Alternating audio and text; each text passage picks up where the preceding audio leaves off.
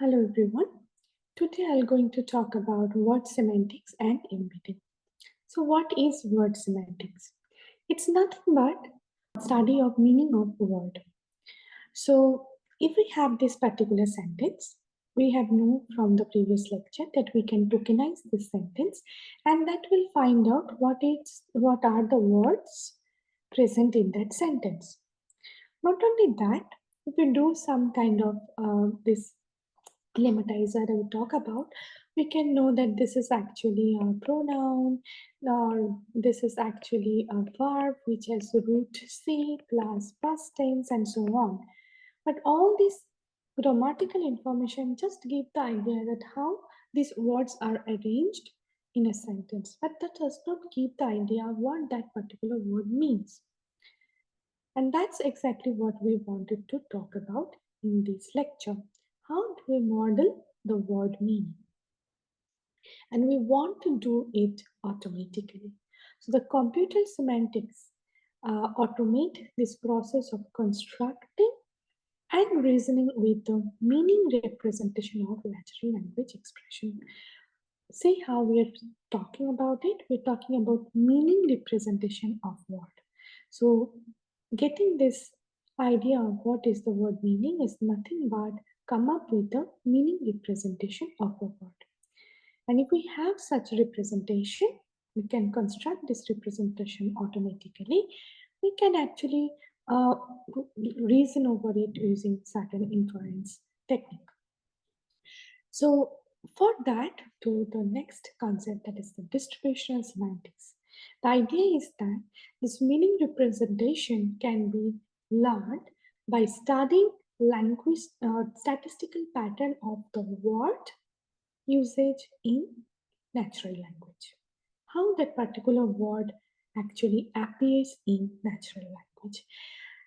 The definition comes from actually from the idea of Ludwig Wittgenstein from 1953. He proposed that the meaning of the word is its use in the language. And that's actually the big core idea of the distributional semantics. So what do you mean by the usage? As I just mentioned, it means that how the word appears in the language. So what are the other words surrounded to that particular word? The very similar thought echoed by Zelig Harris in 1954 is who said that if two terms A and B have almost identical environment, they are very highly similar and they would be synonymous. And we can actually see that in practical use as well. Let's look at this example. We know that we try to understand the meaning of the word bergamot. So if we look at this word bergamot has appears in the vicinity of some word like vitamin C, flavor, fresh, mild, used, oil, tea, jam, right?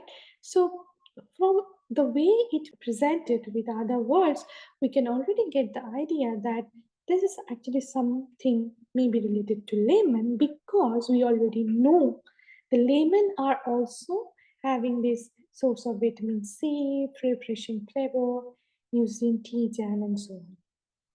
We look at the bergamot, and if you see the words that I have highlighted now, then we try to find out how the words bergamot or lemon actually present in the vicinity of those highlighted words. And if they two words actually very similarly appear with a very similar kind of other context words, then they are highly similar. And in this is true. Bergamot is nothing but a citrus fruits like lemon or orange. So what we get to conclude here that the meaning of the word can be defined by its distribution in language, particularly what I mean when I say in distribution in language is the distribution in neighboring words or certain grammatical environment.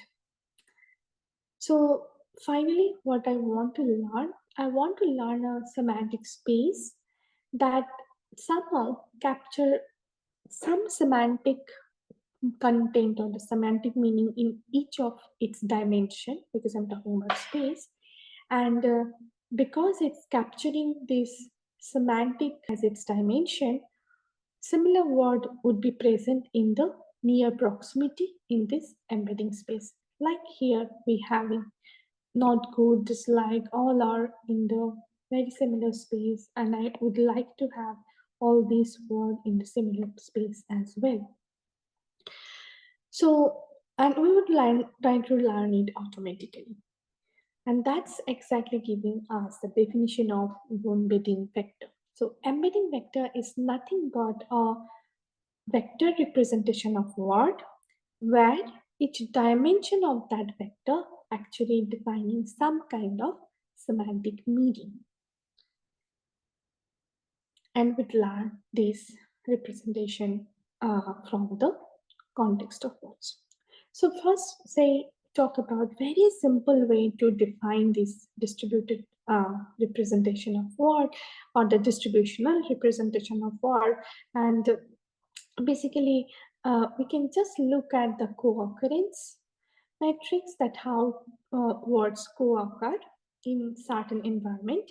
And this environment here, I'll talk about two different kind of environment. One is the word co-occurrence in the environment of considering the documents from the web, or there will be another approach as well. So for the top documents matrix, so this case, we are capturing the distributional representation of word from the documents. So how a particular word appears in different documents. And the idea is that if two words appear in similar documents, then maybe they have certain correlation which is between those two words. Then if two words does not appear in the similar document, for example, here if you take the word full and wheat, and if you take the word full and battle, you see these two words appear in first two documents very frequent, but not in the last two documents. On the other hand, if you take full and battle, full appear first two documents very frequently, last two documents not that frequently. Battle, on the contradiction, appears first two document very infrequently, but comparatively frequently in the last two documents. So from that, we get the idea that there's some kind of similarity between, and the meaning similarity between full and wheat is aligned. Full is more aligned to the meaning of the wheat than full is, the meaning of the full is less aligned to the battle. Similarly, we can use a neighboring word appears for a certain word. And this neighboring word become the environment. And we can actually fix them, and we normally call them context, and that's why the term appears word context matrix, because we are having all the words from the vocabulary, and we are trying to find how often these words appears together with some context word in a large corpus. And if we can present them, then again we can have a vector representation where dimensions are not the document here, but the neighboring words. And with this representation, we also find how two words are similar. So here you can see that if I present, if you look at the distribution of this digital and information in all these context words, you will see the distribution are pretty similar. So both the words appear very frequently with computer, very frequently with data, very comparatively less frequently with pie or sugar. So there is a high correlation, we can say, in the meaning of digital and information.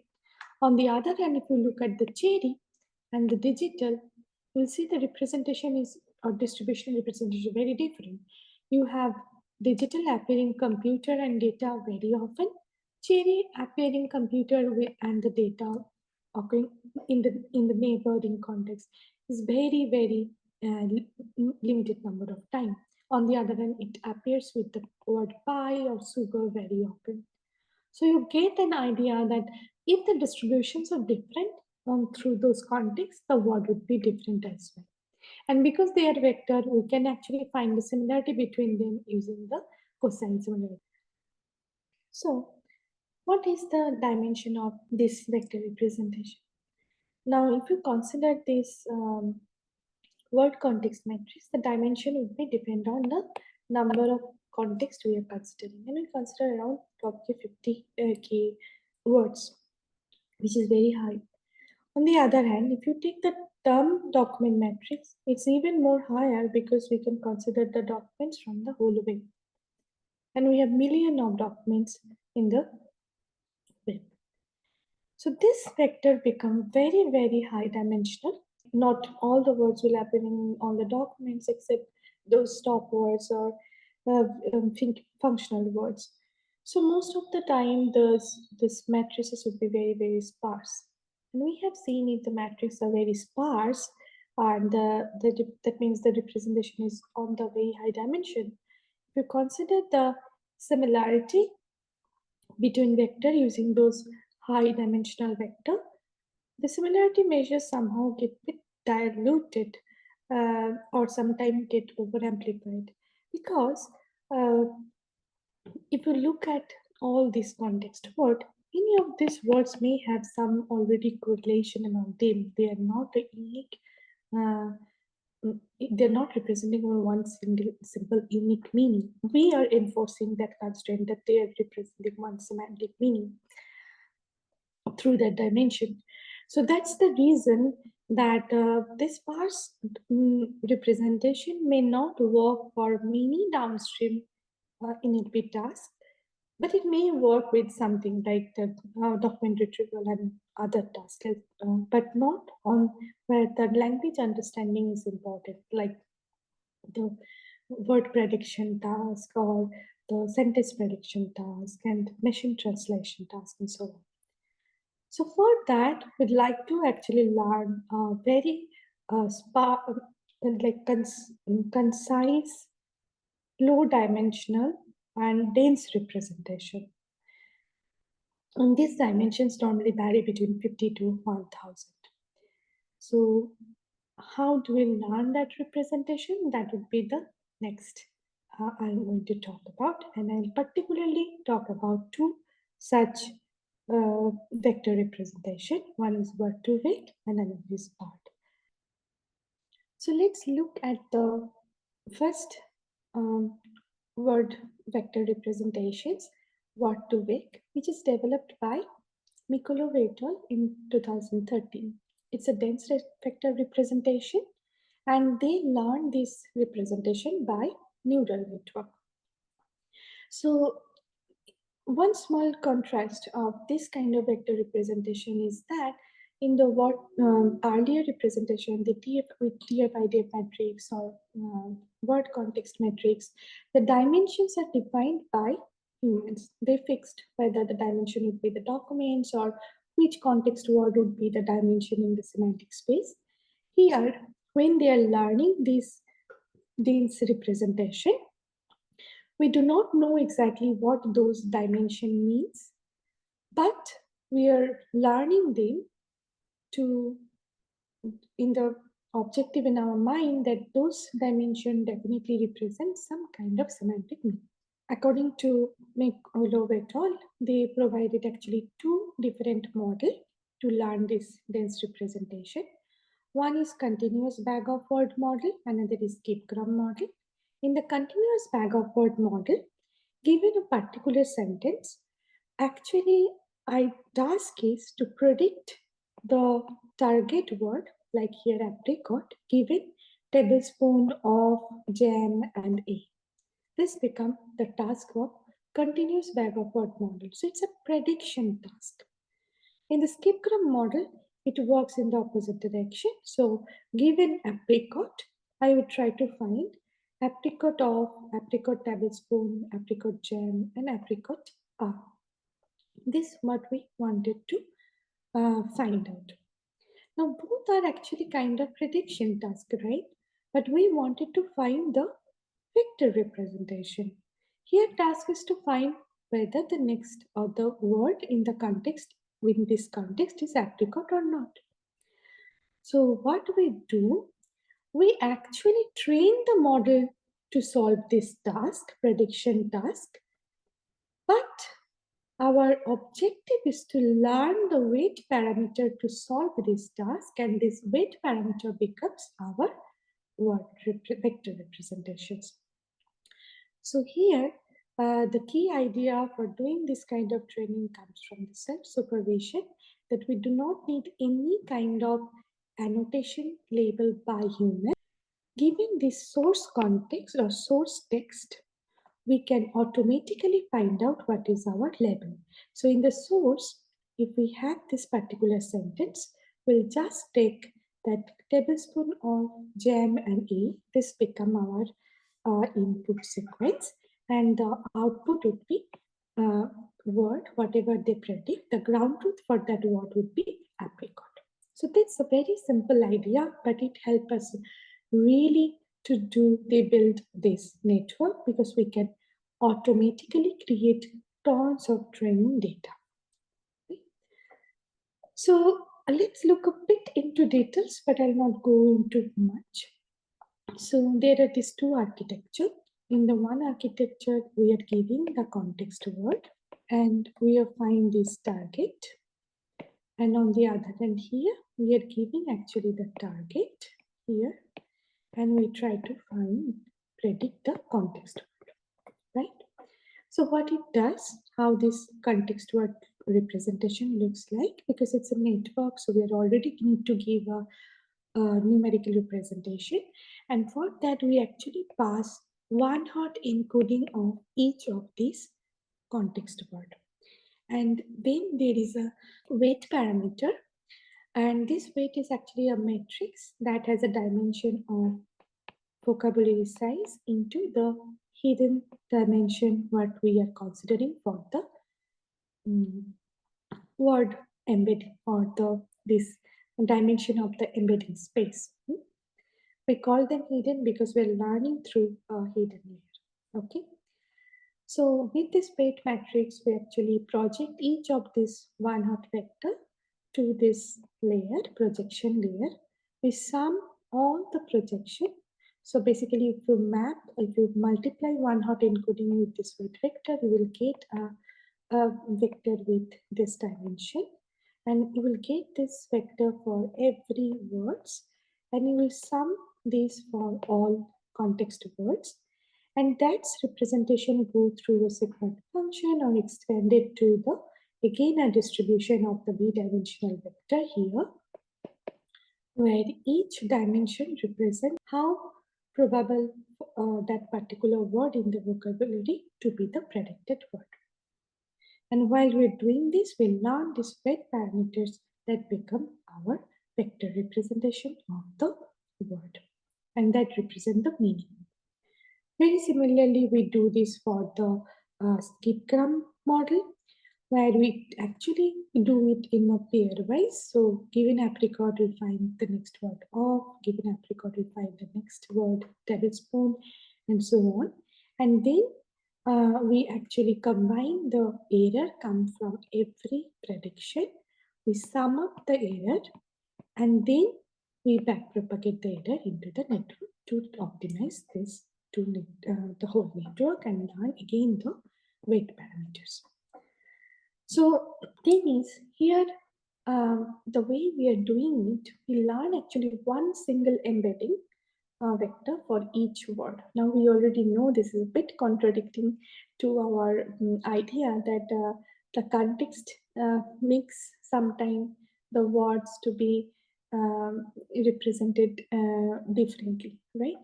For example, in the bank, if the context office, money, then it is actually an institution, or if it's a water body, it's presented in a water body, river, park, then maybe the bank is actually talking about river bank.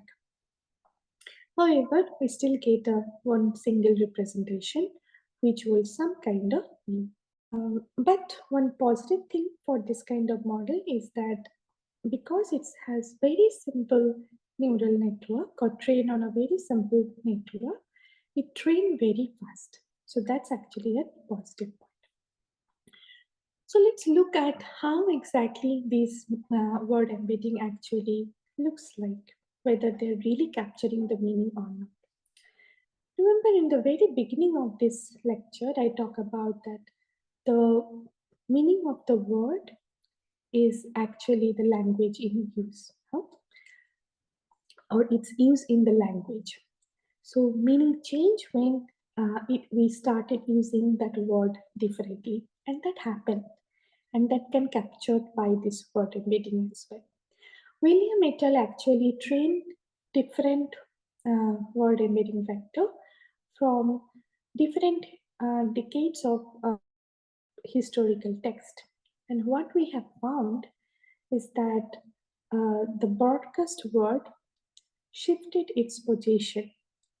Very earlier, 18 or 1850s, the broadcast is very similar to spread, circulation, scatter, or in 1900 it's more towards the newspaper, and more recent time it is talking about BBC, radio, and so on. So change the word meaning shifted slowly, and that has been captured by how these words actually appearing with the neighboring context, and that can be captured with this word to week. So far so good. Not only that, we can actually capture some relational properties of the word. For example, if we look at this particular embedding learned by Niccolo, is that all these words actually in a very concentric space mentioning country, and all these cities actually, these are the cities.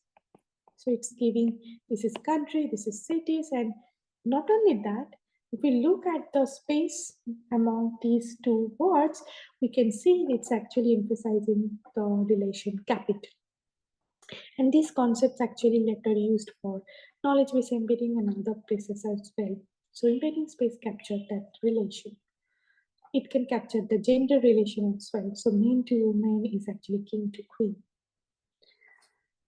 So far, it's really nice, but remember, we are training it from the data which are there available in web. And definitely, we have some kind of bias in our society, and that reflects on the text.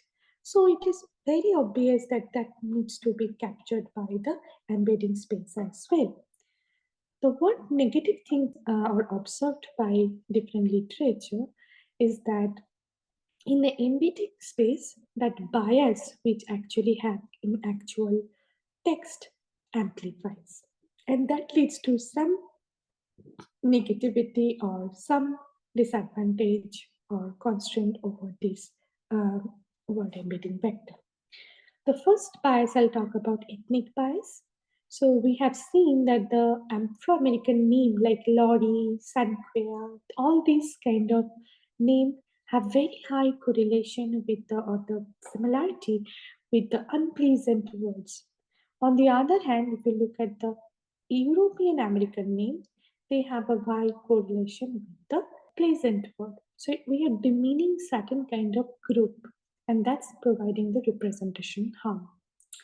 The second bias we have figured out is actually about the gender bias. I just talked about that we can capture the gender relation earlier, right?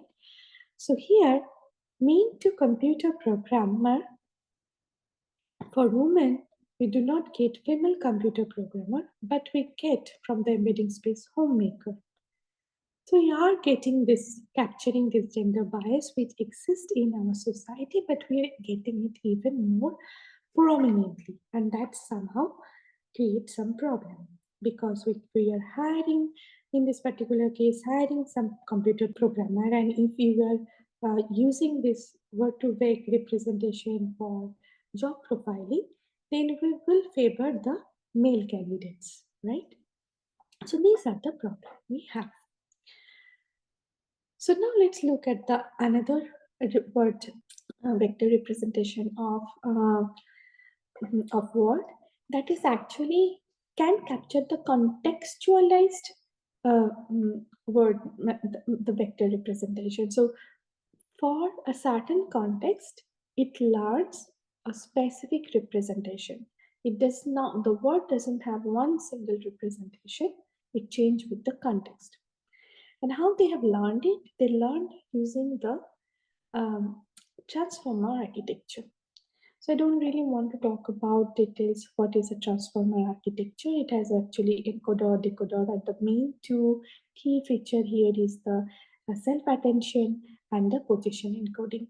So it can use the position of the word while learning this contextual information, and it can also learn, and this is a particularly the bidirectional encoder proposed by Vaswani, which has been used by BERT again, is that to find how important a particular word, it actually defined by all the words which comes before that particular word and after the particular word. Okay, so remember in word to word, there is nothing, no consideration of the position of the word. Just take a window and try to predict whether all the words we can predict from that window correctly, or context word we can predict from correctly in the skip-gram model, or given the context we can predict the center word for the SIBO model. But here we are actually capturing the position of the word, and not only that, because of this self-attention, we can actually get the contextualized information as well. So what they did, the Devlin, they used this bidirectional encoder, part of the transformer, and they stack 12 such encoder together, and that's become the BERT-based model. Now, how do we train this model, right? Again, the concept is based on self-training or self-supervision training. So if you otherwise will not be able to get all those annotated data. So in BERT, you just take the source text and try to find which is the target word and the context word. You label them from the text automatically, right? But here, because we are using bidirectional encoder, we cannot just use prediction task to learn this model. Because here, due to they have seen both the previous and the next future context, predicting the next word, they would be very trivial. So they come up with the slightly different task called masked language model. So it's more like filling the blanks task, so that we'll have a sentence and some of the word will put into the blank space, and we would like to predict that blank, the word which is supposed to be in the blank space, so that the layer doesn't know see this particular word by training. So for that, what we do, we basically take a sample 15% of the training, and we from this 15%, 80% of them we actually replace with the mask, and this is actually a special token which placed in this blank space, and 10% actually of this random token sample from the training actually change with the random token from the whole text corpus. So it's actually a wrong word. It's supposed to guess the correct word. And the 10% of this 15% remain the unchanged. Now, again, we are actually then a task become the predicting the mask token and the replace token. So the mask language model looks like this. If you keep the this particular input sequence here, we mask some of the token and we change some of the token. And our objective would be to correctly identify the token from the vocabulary. Okay. Now, there are many downstream tasks which actually use the relation of sentence between sentences, right? If it's a question answering, if it's a next sentence prediction, if it is creating the long input sequence, all these things. Or if it is an anaphora resolution, like we want to find pronouns referring to which entity. In these kind of cases, we need to get to know the relation among sentences, and that's why when BERT trained the model, while for the contextualized, for learning this contextualized embedding vector.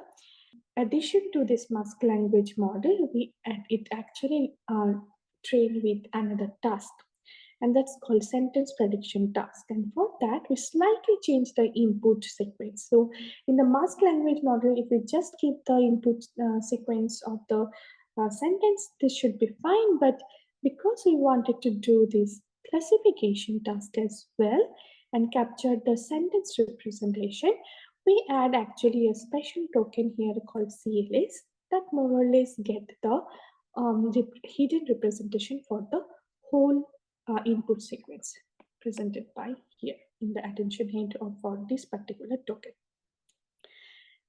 Just wanted to mention, BERT actually take 3 different kind of embedding or the information putting of a particular word before giving it to the encoder. That is actually token embedding.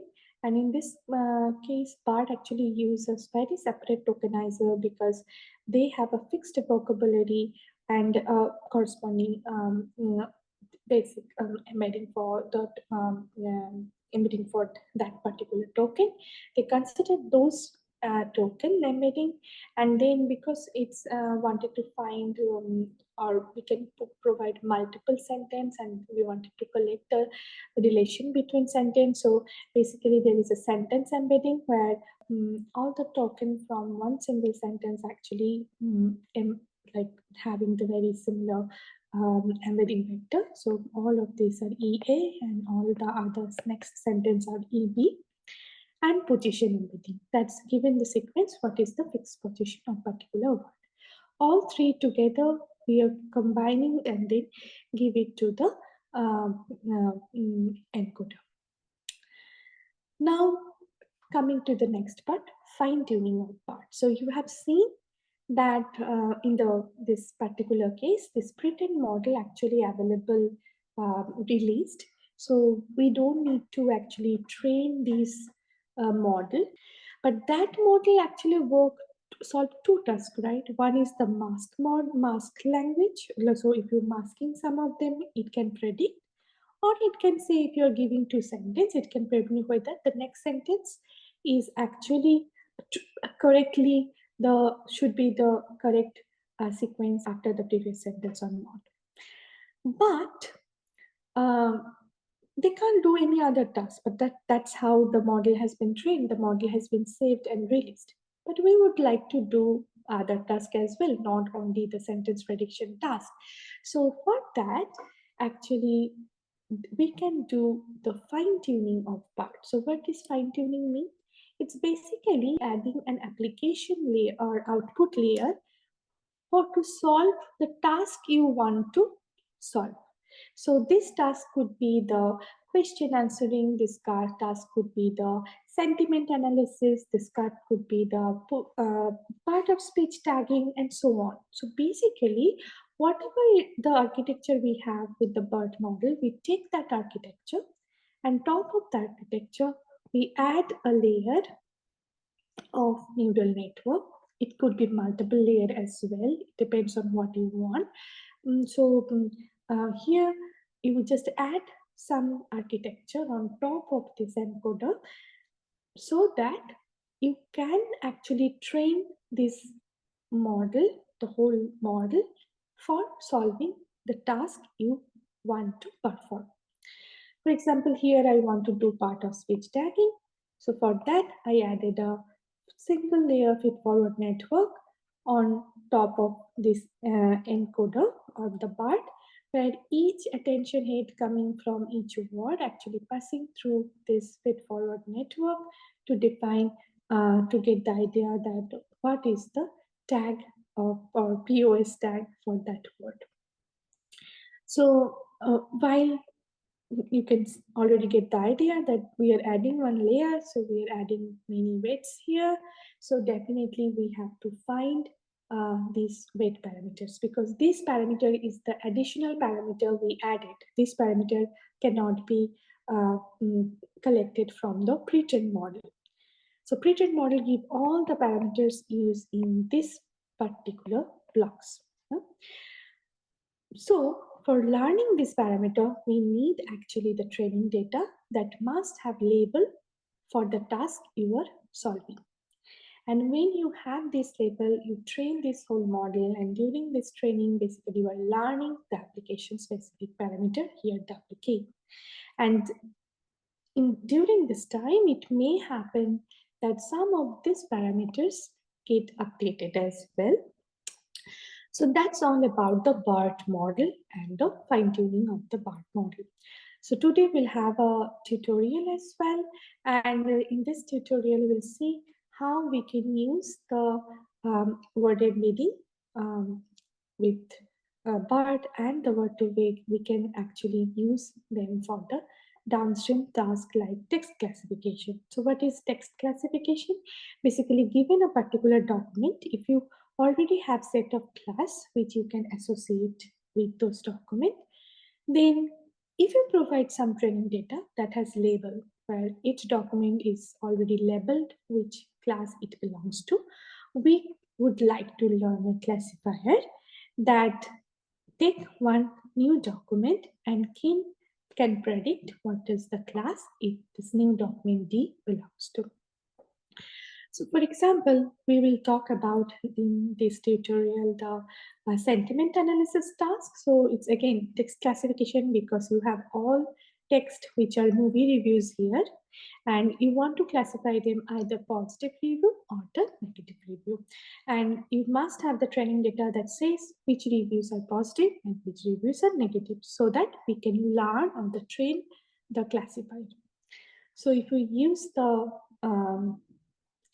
bidirectional transformer encoder like BERT, basically we would going to just add it's very similar like the sentence prediction task. We'll take the attention hit for the class token, and then we will actually create a feed-forward network on top of that to create our classifier that will tag each of these input sequence given here to be either 0 or 1, positive or negative. We'll see in details how exactly you can implement this kind of classification. On the other hand, you can use the word2vec as well, where we download the vector representation of each word, and then we can find out the vector representation of the sentence from the words. And then we can again do either a very simple logistic regression, or some cases the very simple feed-forward network to learn the classifier, and that we'll see in the tutorial.